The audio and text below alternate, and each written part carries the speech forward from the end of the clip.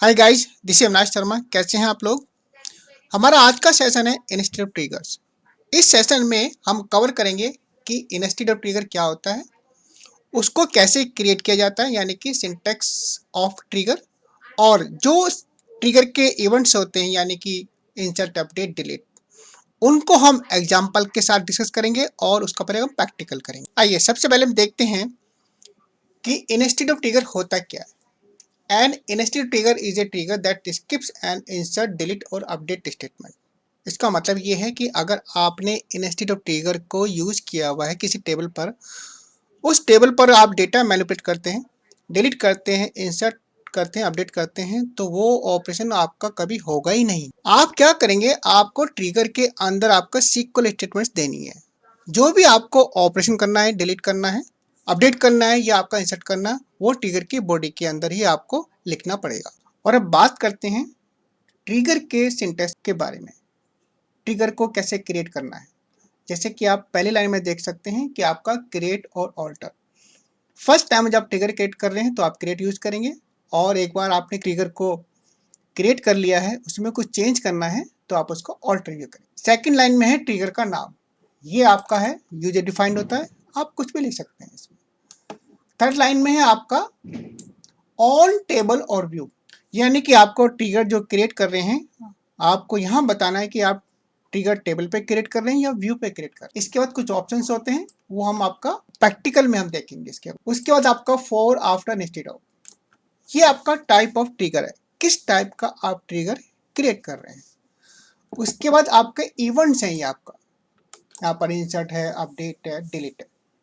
यहाँ पर एक बात बड़ी इंपॉर्टेंट है, इसमें आप इवेंट्स का एक पूरी लिस्ट दे सकते हैं, या आप सिंगल भी दे सकते हैं। जितने भी आप इवेंट देंगे उन सभी इवेंट के लिए वो ट्रिगर फायर होगा। सपोज आपने तीनों ही इवेंट दे दिए हैं, तो जब भी कोई इवेंट आपका चलेगा, इंसर्ट का, अपडेट का और डिलीट का, तो ये ट्रिगर फायर होगा। फिर आपका है नेक्स्ट लाइन में for, not for replication. Replication का मतलब होता है कि जब हमारा रात को डेटा का बैकअप चलता है, जनरली कंपनियों में ऐसा होता है कि रात को बैकअप लेते हैं तो डेटा रेप्लिकेट होता है, तो इसमें आपका होता है कि आपका जो उस टाइम पे आपका ये ट्रिगर फायर नहीं होगा। उसके बाद यहाँ पर आपका एसक्यूएल स्टेटमेंट्स है, ये आप जो भी आप यहाँ पर लॉजिक लिखेंगे वो आपका एसक्यूएल स्टेटमेंट यहाँ पर आप लिख सकते हैं। और फाइनली होता है विद एनक्रिप्शन, अपने ट्रिगर को आप एनक्रिप्ट कर सकते हैं फॉर सिक्योरिटी रीजन। चलिए अब हम instead of trigger, insert trigger का एक प्रैक्टिकल करके देखते हैं। हमारे पास एक सिनेरियो है जिसमें हमने न्यू एम्प्लॉय की इन्फॉर्मेशन को इंसर्ट करना है विद डिपार्टमेंट आईडी, लेकिन ये डिपार्टमेंट आईडी जो है हमारी दूसरी टेबल में है, डिपार्टमेंट मास्टर टेबल है, वहाँ पर डिपार्टमेंट आईडी है। तो हमें क्या करना है, डिपार्टमेंट आईडी को वैलिडेट करना है डिपार्टमेंट मास्टर टेबल से, और उसके बाद हमें जो है डिपार्टमेंट वाइज डेटा को मेंटेन करना है, यानी कि आपका डेटा को अलग अलग डिपार्टमेंट के हिसाब से अलग अलग टेबल में मेंटेन करना है। चलिए अब इस सिनेरियो को हम डायग्राम के साथ समझ सकते हैं। हमारे पास एक टेबल है, एम्प्लॉय टेबल, और इसमें हम डेटा इंसर्ट कर रहे हैं, employee name, employee salary, department ID. जैसे कि आप राइट साइड में देख सकते हैं कि यहाँ पर लिखा हुआ है कि SQL server skip this insert statement. क्यों? क्योंकि आप इंस्टेड ऑफ इंसर्ट ट्रिगर को यूज कर रहे हैं, तो जो भी ऑपरेशन होगा वो आपके ट्रिगर की बॉडी के अंदर होगा। तो ट्रिगर की बॉडी के अंदर जैसे कि आप देख सकते हैं, यहाँ पर मैं क्या आपको उन वैल्यू को रीड कर रहा हूँ जो कि आपके इंसर्ट में स्टेटमेंट में दी गई है, और उसके लिए हम यूज कर रहे हैं इंसर्टेड लॉजिकल टेबल। ये वो टेबल होती है जो आपका ट्रिगर की बॉडी के अंदर क्रिएट होती है। इसमें वो वैल्यू होती हैं जब आप जो आपने इंसर्ट स्टेट में आपने दी है, उन वैल्यू के बेस पर यहाँ पर हम चेक कर रहे हैं जो डिपार्टमेंट आईडी आपने इंसर्ट स्टेटमेंट में दिया था कि ये डिपार्टमेंट आईडी आपका डिपार्टमेंट मास्टर टेबल पे एग्जिस्ट करता है या नहीं है।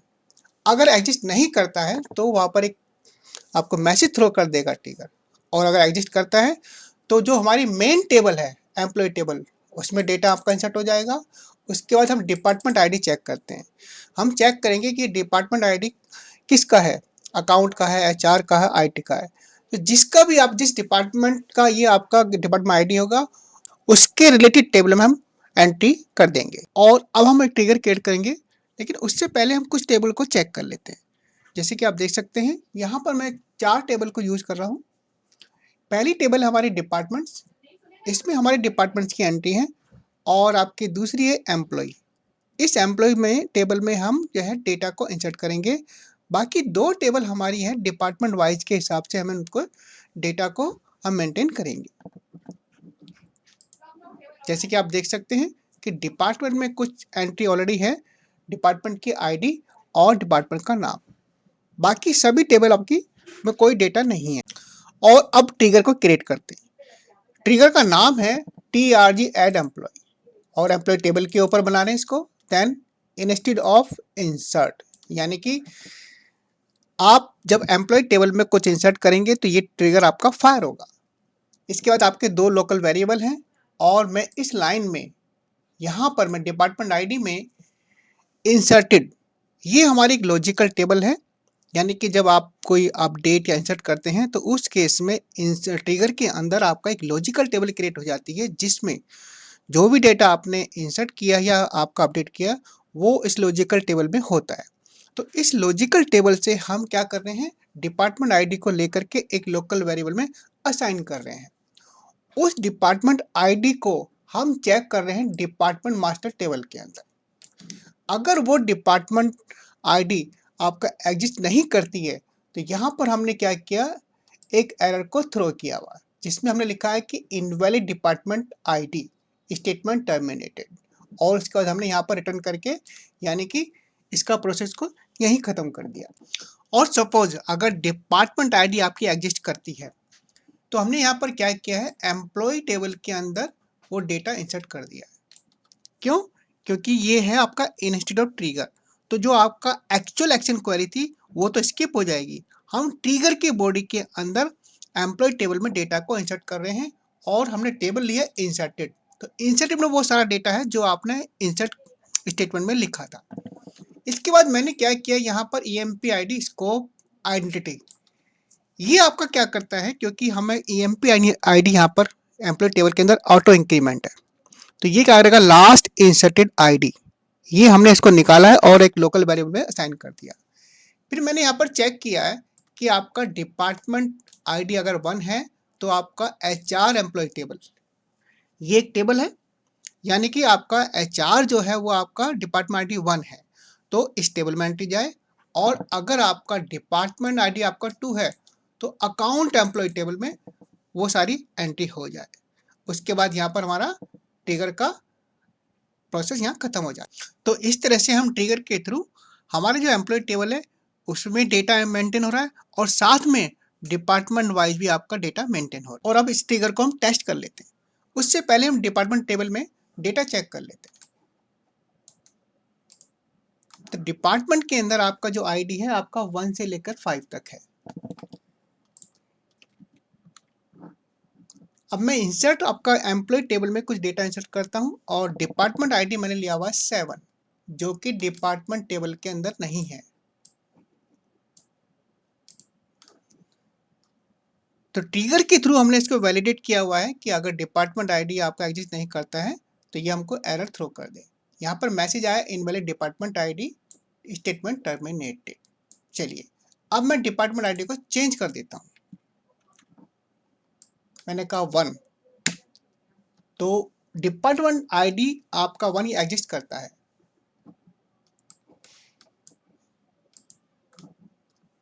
स्टेटमेंट आपका एग्जीक्यूट हो चुका है। अब मैं बाकी टेबल में डेटा चेक करता हूँ, एम्प्लॉय में, HR में और अकाउंट टेबल में। तो जैसे कि आप देख सकते हैं एम्प्लॉय टेबल में आपका EMP ID जनरेट हुआ है, ये ऑटो जनरेटेड आपकी आईडी है, और आपका देन एम्प्लॉय नेम और उसकी सैलरी, और उसके बाद आपका हुआ HR टेबल में। क्योंकि HR टेबल का डिपार्टमेंट हमने 1 दिया हुआ है तो कंडीशन के हिसाब से इस टेबल में आपका डेटा आ गया। जो अकाउंट का टेबल है उसमें कोई डेटा नहीं आया। अब मैं इसको 1 की बजाय इसको 2 कर देता हूँ।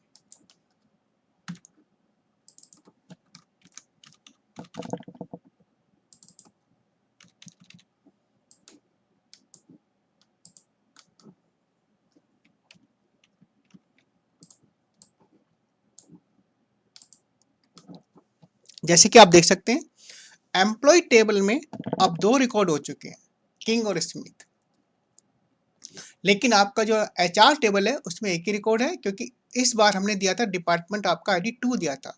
तो कंडीशन के हिसाब से आपका जो अकाउंट टेबल है उसमें ये डेटा आपका चला गया, एम्प्लॉय आईडी 4 और नाम है स्मिथ, सैलरी आपकी ये हो गई। तो इस तरह से आप देख सकते हैं कि ट्रिगर के थ्रू हम डिपार्टमेंट आईडी को वैलिडेट कर रहे हैं और जो मास्टर टेबल यानी कि एम्प्लॉय उसमें पूरा डेटा मेंटेन कर रहे हैं, साथ में डिपार्टमेंट वाइज भी हम डेटा को मेंटेन। चलिए और बात करते हैं इंस्टेड ऑफ अपडेट ट्रिगर्स की। इसमें कंडीशन है कि जब आप एम्प्लॉय का डेटा अपडेट कर रहे हैं और अगर आप एम्प्लॉय आईडी को चेंज कर रहे हैं तो ट्रिगर आपको एरर थ्रो करेगा कि you can not change the MP ID. और अगर आपने एमपी आईडी को नहीं लिया है अपडेट में तो आपका अपडेट सक्सेस हो जाएगा। चलिए अब इस सिनेरियो को हम इस डायग्राम से समझ सकते हैं। जैसे कि आप देख सकते हैं कि एम्प्लॉय टेबल है और इसके अंदर हम कुछ डेटा अपडेट कर रहे हैं, एमपी आईडी, नेम, सैलरी और डिपार्टमेंट आईडी। राइट साइड में जैसे कि आप देख सकते हैं यहाँ पर SQL server skips this update statement. क्यों? क्योंकि हम इंस्टेड ऑफ अपडेट ट्रिगर को यूज कर रहे हैं। तो जो भी अपडेट होगा वो ट्रिगर के अंदर होगा। अब ट्रिगर के अंदर हम सबसे पहले उन सारी वैल्यू को हम रीड कर रहे हैं एक लॉजिकल टेबल से जिसका नाम है इंसर्टेड। इंसर्टेड टेबल आपका ट्रिगर क्रिएट करता है जब आप इंसर्ट या अपडेट करते हैं। इस टेबल के अंदर वो सारा डेटा होता है जो आपने अपडेट किया या इंसर्ट किया। उस टेबल से हम डेटा को रीड करने के बाद में एक कंडीशन आपने लिखी है जिसमें लिखा है कि ईएमपी आईडी। हम ये चेक करेंगे क्या ये कॉलम को अपडेट किया जा रहा है। अगर इस कॉलम को अपडेट किया जा रहा है यानी कि ये कॉलम आपकी अपडेट की लिस्ट में है तो ट्रिगर एक एरर थ्रो करेगा आपका EMP ID can not be change. और अगर आपका ईएमपी आईडी अपडेट कॉलम की लिस्ट में नहीं है तो सिंपली आपका अपडेट स्टेटमेंट आपको एग्जीक्यूट कर देगा ट्रिगर के अंदर। और अब ट्रिगर को क्रिएट करते हैं। ट्रिगर का नाम है TRG update employ, employ table के ऊपर है और आपका instead of update. 3 local variable हैं, MP ID, MP name, MP salary. और लॉजिकल टेबल से मैं इन डेटा को निकाल के लोकल वेरिएबल में असाइन कर रहा हूँ कि जैसे कि आप जानते हैं अपडेट और इंसर्ट के केस में एक लॉजिकल टेबल क्रिएट होता है ट्रिगर के अंदर, तो उस टेबल से हम डेटा को एक्सेस कर सकते हैं। उसके बाद यहाँ पर एक अपडेट आपका इनबिल्ट फंक्शन होता है जो ये चेक करता है कि कौन सा फील्ड अपडेट हो रहा है। यहाँ पर मैंने ईएमपी आईडी दिया हुआ है और कंडीशन है अगर आपका ईएमपी आईडी को अपडेट किया जा रहा है तो उस केस में आपका रेज एरर यानी कि यहाँ पर मैं एरर थ्रो करूँगा और इसका रिटर्न, यहीं से मेरा ट्रिगर का प्रोसेस खत्म हो जाएगा। और ईएमपी आईडी अपडेट नहीं हो रहा है तो यहाँ पर मैंने क्या किया है, अपडेट एम्प्लॉय और बाकी सभी कॉलम को अपडेट कर दिया है। तो इस तरह से आप देखेंगे कि जो अपडेट कमांड आपने दी थी वो तो आपकी स्किप हो जाती है और ट्रिगर के अंदर हम अपडेट कर। चलिए अब इस ट्रिगर को टेस्ट कर लेते हैं। उससे पहले एम्प्लॉय का डेटा चेक कर लेते हैं। जैसे कि आप देख सकते हैं एमपी आईडी 4 यहाँ पर स्मिथ है और इसकी सैलरी है। मैं इसी डेटा को अपडेट करता हूँ तो आपने देखा कि अपडेट के अंदर हमने ईएमपी आईडी को भी चेंज कर रहे हैं तो हमें मैसेज आ गया EMP ID can not be change. अब मैं क्या करता हूँ, ईएमपी आईडी को यहाँ से लिस्ट में से हटा देता हूँ। अपडेट कमांड को एग्जीक्यूट करता हूँ। आपने देखा कि हमारा ट्रिगर सक्सेसफुली एग्जीक्यूट हो चुका है। चलिए एम्प्लॉय का डेटा चेक करते हैं। तो नंबर 4 पे आपका एमपी नेम कॉर्नर हो गया और उसकी सैलरी भी चेंज हो गई है। तो इस तरह से हम अपडेट ट्रिगर को यूज कर सकते हैं। और अब बात करते हैं इंस्टेड ऑफ डिलीट ट्रिगर की। जैसे कि आप इस डायग्राम में देख सकते हैं कि जब आपको डेटा को डिलीट करेंगे एम्प्लॉय टेबल से तो वो डेटा आपका एम्प्लॉय टेबल से डिलीट नहीं होगा, उसकी जगह ट्रिगर फायर होगा और ट्रिगर में जो भी आपने लिखा है, जो भी स्टेटमेंट दी है आपकी वो एग्जीक्यूट होगा।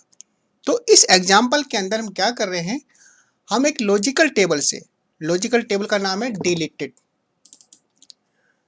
क्योंकि इंसर्ट और अपडेट के केस में जो ट्रिगर आपका लॉजिकल टेबल क्रिएट करता है वो होता है इंसर्टेड, बट डिलीट के केस में ये लॉजिकल टेबल डिलीटेड को क्रिएट करता है।